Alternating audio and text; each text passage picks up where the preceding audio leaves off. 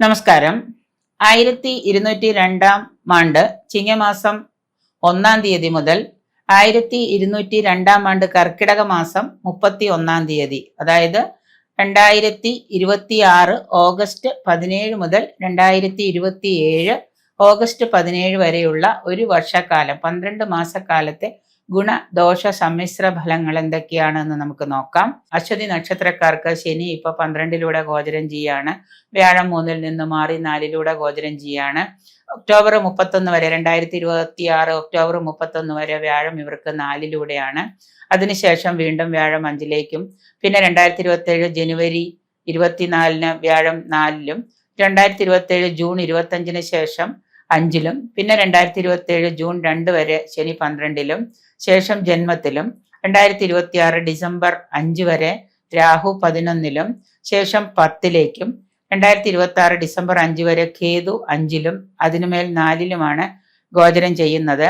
അപ്പോൾ ഈ ചിങ്ങമാസ ഫലം അശ്വതി നക്ഷത്രക്കാർക്ക് ഈ ഗോചരങ്ങൾ മൂലം ഈ ഒരു വർഷക്കാലം കൊണ്ട് കർമ്മരംഗത്ത് ധാരാളം ഉയർച്ചകൾ ഉണ്ടാവാം. കർമ്മരംഗത്ത് ഉയർച്ച ഉണ്ടാവുന്നതിനോടൊപ്പം തന്നെ അവർക്ക് ഇപ്പൊ ഇതുവരെ വ്യാഴം 3 സഞ്ചരിച്ചുകൊണ്ടിരുന്നപ്പോൾ ഒരുപാട് സാമ്പത്തിക പ്രശ്നങ്ങളും ആരോഗ്യ പ്രശ്നങ്ങളും കുടുംബത്തില് അസ്വസ്ഥതകളൊക്കെ അലട്ടിയിരുന്നു. അപ്പൊ ഇനിയിപ്പോ ഇവർക്ക് കർമ്മരംഗത്ത് ചെറിയ മാറ്റങ്ങള് ചെറുകിട സംരംഭങ്ങൾ തുടങ്ങാൻ ഉദ്ദേശിക്കുന്നവർക്ക് അതിന് സാധ്യമാകും.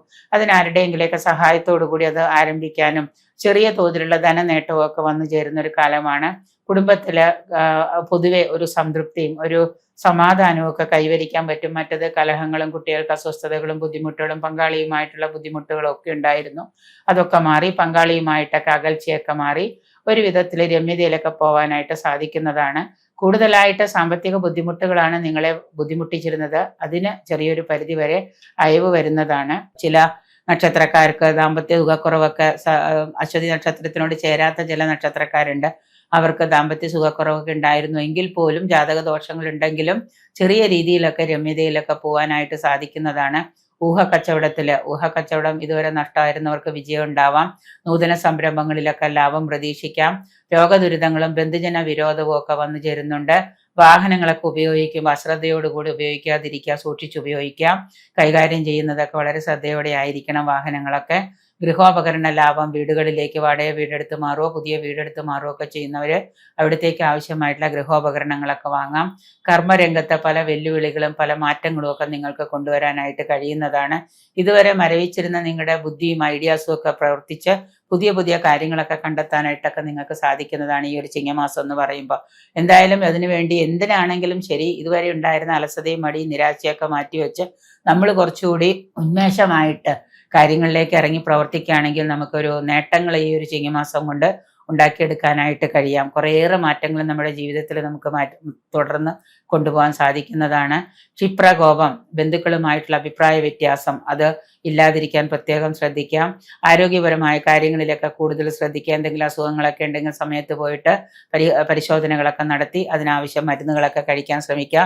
മത്സര പരീക്ഷകളിലൊക്കെ പരാജയം സംഭവിച്ചവർക്ക് ഇനി അത് വിജയിക്കാനൊക്കെ ആയിട്ട് വർഷമധ്യത്തോടു കൂടി സാധിക്കുന്ന 1-2 വർഷമൊക്കെ പരീക്ഷ എഴുതിയിട്ട് പറ്റാതിരുന്നവർക്ക് പരാജയ ഭീതി ഉണ്ടായവർക്ക് അതൊക്കെ വിജയിക്കാനൊക്കെ ആയിട്ട് സാധിക്കുന്നതാണ്.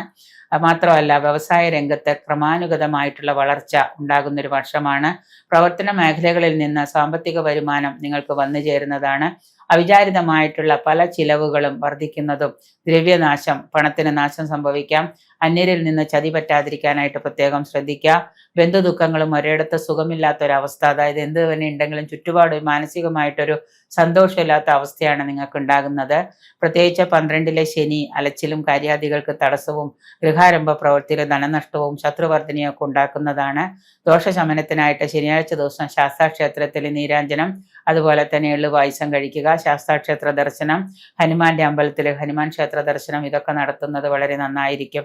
ഞായറാഴ്ച ദിവസം നിങ്ങൾ ആദിത്യ ഭജനം നടത്തുന്നത് വിധി പോലെ തന്നെ ആദിത്യ ഭജനം നടത്തുന്നത് വളരെ നന്നായിരിക്കും. ആദിത്യ സ്തോത്രങ്ങളോ ആദിത്യ ഭജനങ്ങളോ ഒക്കെ ഉദയസൂര്യനെ നോക്കി ചൊല്ലുന്നതൊക്കെ ദോഷാനുഭവങ്ങൾ കുറയ്ക്കുന്നതിന് നന്നായിരിക്കും.